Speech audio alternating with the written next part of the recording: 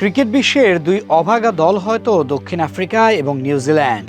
দুনিয়ার যত না পাওয়ার আক্ষেপ আছে সবকিছু এই দুই দল পরিপূর্ণভাবে গ্রহণ করেছে। এমন না পাওয়া গল্পের মাঝে প্রশ্ন জাগে, ক্রিকেটের আসল চোকার্স কে, দক্ষিণ আফ্রিকা নাকি নিউজিল্যান্ড? এই দুই দল হারতে হারতে এমন এক পর্যায়ে আছে যে একক কোনো দলকে আসলে চোকার্স বলা যাবে না। আগে যেমন একতরফাভাবে দক্ষিণ আফ্রিকাকে চোকার্স উপাধি দেওয়া হয়েছে, এখন নিউজিল্যান্ডকেও তাদের সাথে চোকার্স তকমা দিতে হবে এবং বলতে হবে। কেননা এই দলটাও যে বারবার ব্যর্থ হচ্ছে বড় মঞ্চে। নবাগত চোকার্স তকমা পাওয়া নিউজিল্যান্ড দলটার দিকেই তাকান। 2015 সাল থেকে 2026 সাল পর্যন্ত মোট 5টি আইসিসি বড় ইভেন্টের মেগা ফাইনাল খেলছে দলটি, আর দিন শেষে ফলাফল শূন্য। কোনোভাবেই ব্যর্থতার বৃত্ত থেকে বের হতে পারছে না নিউজিল্যান্ড। তবে নিউজিল্যান্ডের হতাশার গল্প শুরু হয় 1975 সালে বিশ্বকাপ সেমিফাইনালে হার দিয়ে। এরপর 1979, 1992 বিশ্বকাপ সেমিফাইনাল, 1996 কোয়ার্টার ফাইনাল, 1999, 2007 বিশ্বকাপ সেমিফাইনালে পরাজয় তাদের।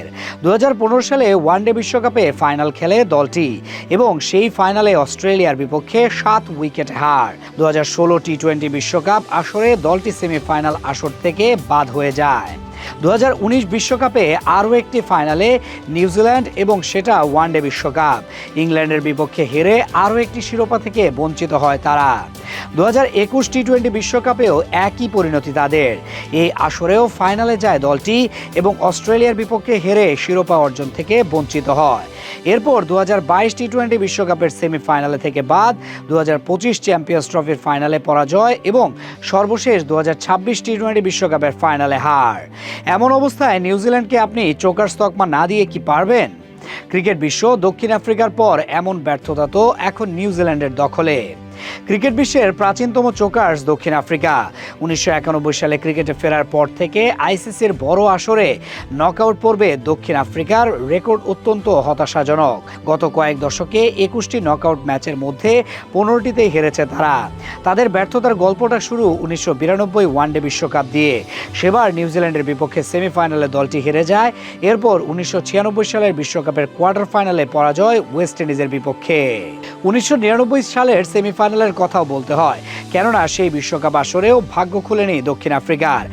এরপর 2000 সালের চ্যাম্পিয়ন্স ট্রফিতে তারা চ্যাম্পিয়ন হয়েছিল, কিন্তু 2002, 2006, 2013 সালের চ্যাম্পিয়ন্স ট্রফির সেমিফাইনাল খেলেছে। 2007, 2015 বিশ্বকাপ সেমিফাইনালেও দলটি ব্যর্থতা নিয়ে বাড়ি যায়। প্রোটিয়াদের ইতিহাস যেন কেবলই আক্ষেপের। 2024 টি-20 বিশ্বকাপের ফাইনালে ভারতের বিপক্ষে হার এবং সবশেষ 2026 টি-20 বিশ্বকাপের সেমিফাইনাল থেকে বিদায় হয় দক্ষিণ আফ্রিকা এবং আবার পাকাপোক্ত করে চোকার্স তকমা।